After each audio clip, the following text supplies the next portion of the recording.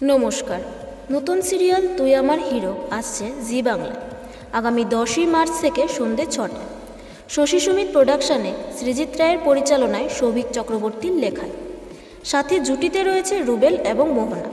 তবে সিরিয়ালে মুখ্য জুটি বা মুখ্য চরিত্র যেমন গুরুত্বপূর্ণ, ঠিক তেমনি পার্শ্ব চরিত্র খুবই গুরুত্বপূর্ণ। তাই আজকে জানাবো আপনাদের তুই আমার হিরো সিরিয়ালের পার্শ্ব চরিত্রে কারা কারা থাকছেন।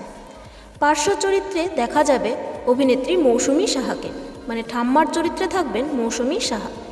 আর ময়না ব্যানার্জিকে দেখা যাবে রুবেলের মায়ের চরিত্রে। রুবেলের বাবার চরিত্রে থাকবে অনিমেষ ভাদুড়ী। বোনের চরিত্রে দেখা যাবে সৌমি চক্রবর্তী। এছাড়াও থাকবে আরও একজন। এছাড়াও অভিনেতা সৌরভ সাহাকেও দেখা যাবে এই সিরিয়ালে। সৌরভ সাহার চরিত্র সম্পর্কে জানা যায়নি, তবে খুব সম্ভবত ছোটকা বা ছোটো কাকা বা রুবেলের ভাইয়ের চরিত্রে দেখা যেতে পারে সৌরভকে। এছাড়াও থাকবে অনেক জনপ্রিয় সিনিয়র এবং জুনিয়র অভিনেতা অভিনেত্রীরা। যারা থাকছেন তাদের নাম প্রকাশে আনতে রাজি নন প্রোডাকশান। তুই আমার হিরো সিরিয়ালটি একটি বিগ বাজেটের সিরিয়াল। এখন দেখার কি হয় এবং আর কোন কোন অভিনেতা অভিনেত্রীকে আপনারা তুই আমার হিরো সিরিয়ালে দেখতে চান সেটা আমাদের কমেন্ট করে জানাবেন।